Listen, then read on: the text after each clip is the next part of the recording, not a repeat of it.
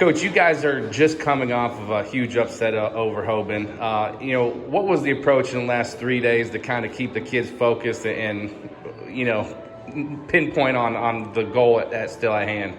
Yeah, I mean, I think for us, it's about be proud of what we've done and, enjoy that victory, but stay hungry for more. I think, we feel like we have even more to prove. So we got another one that we've got to go out there and play well again today. Jackson's a great team, and we know we're facing another uphill battle. What was the game plan going into that Hoban game, and at what point in the game did you realize we were executing pretty well and this thing might end in our favor? Yeah, I think the game plan was, offensively, let it fly. Their defense is so good. We knew we had to get it across half court, and I thought Abby Flannery did a fabulous job against their full court pressure. And then once we did, I told our girls, and they did a great job of it. If you get a good look, you got to pull the trigger. And you can't hesitate because you're not going to get many good looks against a team like that who plays defense like that. And then, on the defensive end, we were really focused on trying to slow down Lily and Riley, and we knew we had to rebound against them too, so that was a big piece of it as well. And I think, I felt throughout the whole game that we were playing really well and playing really confidently. I think those end of the third and the fourth, we felt like we hung around long enough that we could maybe, had a chance to pull it out. You guys came in a tournament with 8 losses. You played a really tough schedule, which obviously has worked in your favor at this point. But was there a point in the season where the losses might have been stacking up and it might have been tough to keep people focused on what the ultimate goal was? Yes and no. I'll say, we intentionally schedule teams that are really difficult to prepare us for this time of year. We had 2 really early losses, Swanson and Rush, who are fantastic teams. And then we ran off a couple wins, and then it was kind of like, every other game or so from there on out. And, you look at your record and it's frustrating a little bit because, people externally are looking at it and they don't necessarily understand strength of schedule.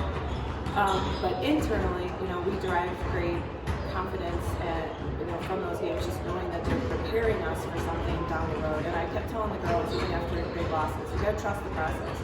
And this is part of the process. You got to go through these tough games in order to win the big ones down the road. You guys are, for a private school, all-girls school, you guys have had incredible community support so far. What does that mean to you guys to have, again, as an all-girls private school, to have that kind of support? I always say it takes a village, and we have an incredible village at St. Joseph Academy. We've had so many people behind us. Our administration has been phenomenal. The support they've given us throughout the season has been top-notch. We have fantastic parent support. Our families are amazing. They're at every game, and we just know they're behind us all the way. I mean, support from the girls and the community. We typically get a really good student section. Our students are amazing. They bring it every game for us.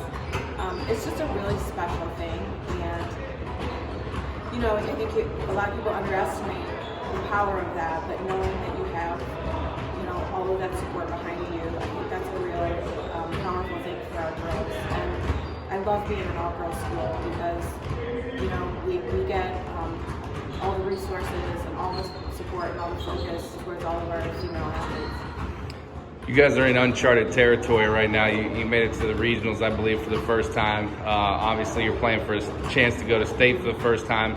What does it mean to you as a coach that in this traditional program where there have been some really solid players come through that this year was a team that got it done and is able to make history? Yeah, I mean, I think it's a little deceptive, that historically we haven't made it into this game because we've had such exceptional players and coaches in the past.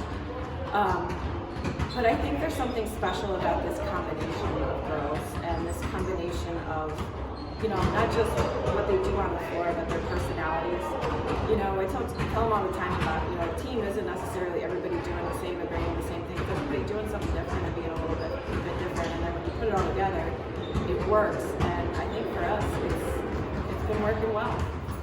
Last question. What is a couple of the keys for tonight's game? I know you got a chance to watch Jackson the other night, and you probably watched some film. What are 1 or 2 things that you guys are really focused on for today? Yeah, I mean, they have some phenomenal players. I mean, I think they have so much offensive firepower.